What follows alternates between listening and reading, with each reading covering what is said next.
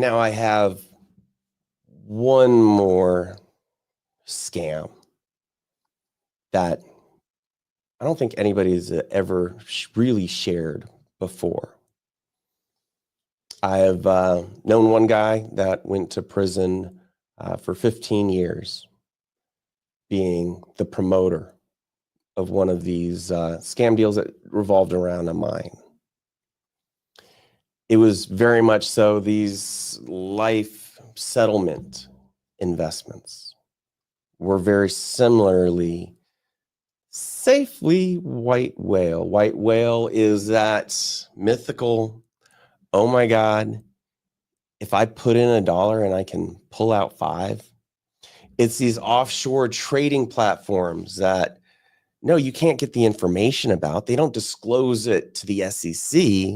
It's all kept under wraps in the Bahamas and Africa and wherever, Abu Dhabi. But they're making so much money. But they don't subject themselves to the jurisdiction of the United States because they are offshore, so they can lie, they can cheat, they can steal, they can falsely report what's going on, and good luck to you to actually do anything about it. This mine deal that I was talking about, you know, my client was the guys that were helping find investors. The guy that was promoting it, he had his services company. What he had done is he found a mine that had $10 billion of proven reserves. This also happens with oil and gas deals. Another reason why we will not do mine deals, we do not do oil and gas deals, because of the number of scams. That being said, there are some legitimate opportunities out there. Higher risk, higher return. We're not going to do them because of my experiences with them. So this guy, he finds this mine that has $10 billion of proven reserves. He goes out and is looking for investors to help put a down payment on the mine, which in reality, there was a purchase agreement there for this mine that the promoter was going to take. It was $3 or $4 million, but then also give to the mine owner $3 or $4 million, and that gave him the right to run the mine and get the deal done. I think the mine owner was not part of the scam, but I don't really know. I left before this all imploded.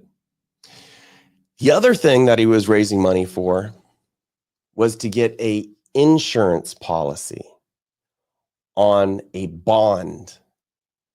The bond with the funding goes to the white whale platform to make more money, all based and secured by the mine operations. And a big purpose of it was to fund the mine operations.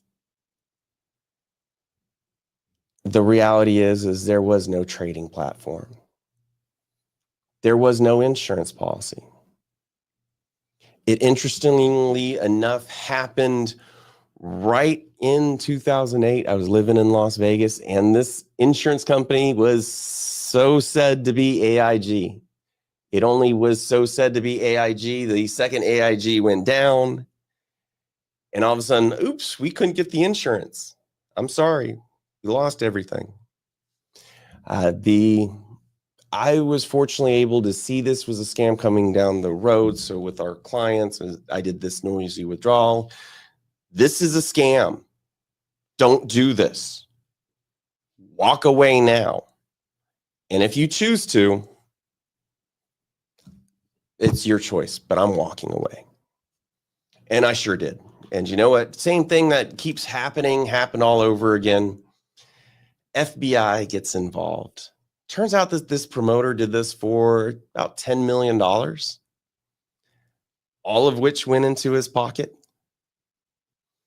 Also leaving people like my clients and the investors holding the bag of contributing millions of dollars. And ultimately, the clients that I had been working with at the time, they ultimately brought in $1 million. After I say, no, don't run away because this is a horrible situation. I mean, it was a impressive scam, because I remember having a meeting in one of the most well-known politicians in Las Vegas, for whatever that's worth, where they had pictures of them with President Reagan, President Clinton, President Bush, all over the wall, all these celebrity pictures. And this is where I was able to identify it as a scam and walked away immediately after. The promoter got in there and says, "This is my mentor. He is the main guy, the key guy putting together this deal with me." And then as I was sitting there with the mine owners, my clients, the promoter, and this politician, it got to be really evident and very clear that they really didn't know each other. There was no relationship there. But the mine owner had in his thoughts, "I'm going to make $3-4 million out of this just as a down payment." My clients were thinking, "Oh my God, we're going to make $5 million just by raising $1 million from investors." They had these twinkling lights of a too good to be true opportunity. It was literally within 24 hours of that meeting, I ran. Horrible situation. And sure enough, yep, they got scammed. The guy took the money and ran. I think they finally caught him in Mexico with his Ferraris, multiple. And of course, again, the FBI gets all my email communications. So they see everything that I was communicating. They see everything that I was saying was going on. And sure enough, it was so accurate that, again, I get to be brought in as a key witness to put this guy in prison. And he sure ended up there for a long, long time. So, you know, I really appreciate y'all being here today. If you do have more questions, throw them in chat. Would love for you to always join us for more. Reach out anytime.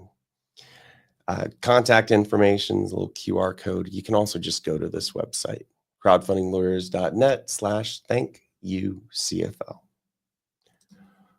But at the end of the day, please, please, pretty please protect yourself.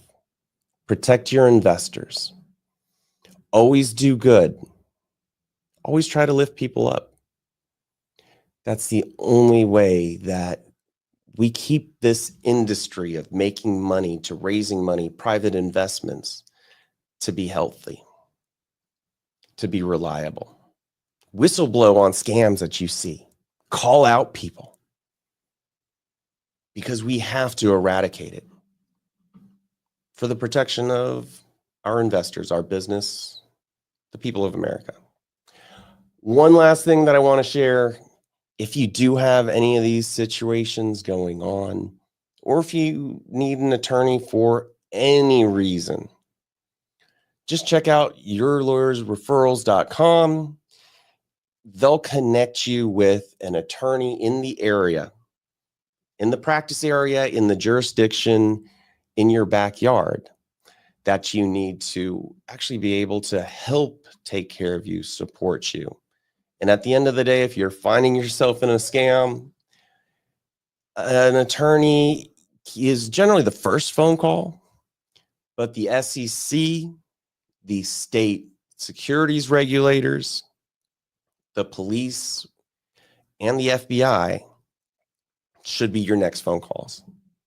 The reality is the SEC and the FBI will not get involved unless they are multiple millions of dollars at stake and more than one person is complaining.